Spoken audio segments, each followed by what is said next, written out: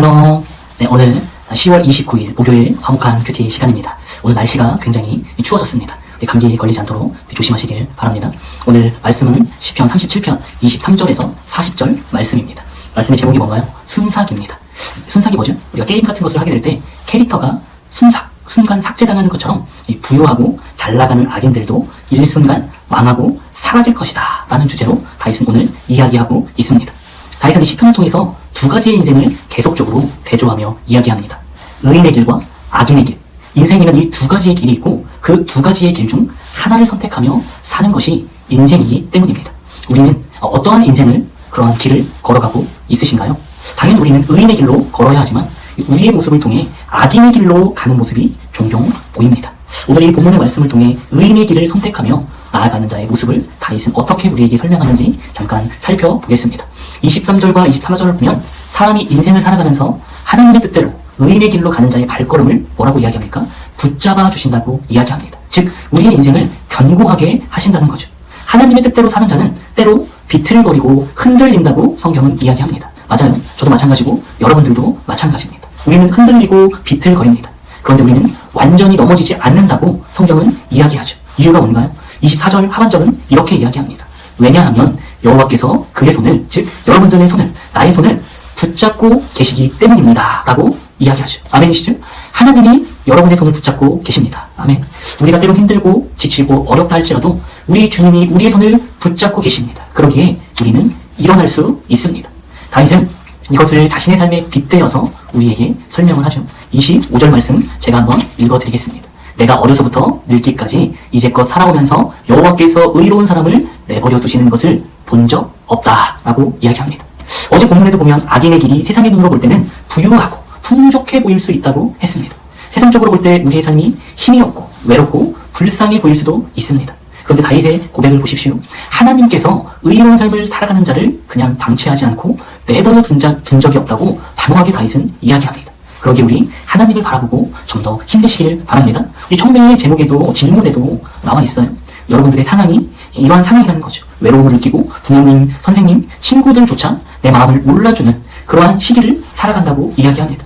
그래서 그 누구도 나의 마음을 몰라주는 기분이 들 때가 많이 있다는 거죠.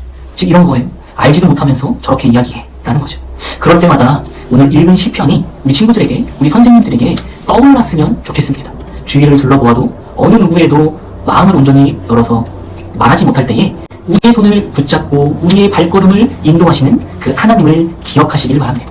하나님은 언제나 우리와 함께 하시며 외롭고 절망스러운 가운데에서도 가장 좋은 길로 인도하시는 분이 우리 하나님인 줄 믿습니다.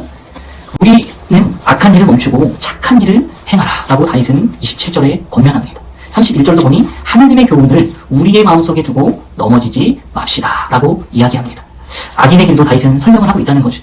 우리가 악인의 길로 가는 사람들과 함께 더불어서 세상을 살고 있기 때문입니다. 그런데 우리는 이 악인의 길로 가는 자들에게 영향을 받고 끌려가는 인생이 아니라 의로운 길로 우리가 걸어가며 오히려 악의 길로 걸어가는 자들에게 영향력을 발휘하여 그들로 하여금 악인의 길을 버리고 의인의 길로 변화된 인생으로 살아가도록 빛과 소금의 역할이 바로 우리의 역할인 것입니다.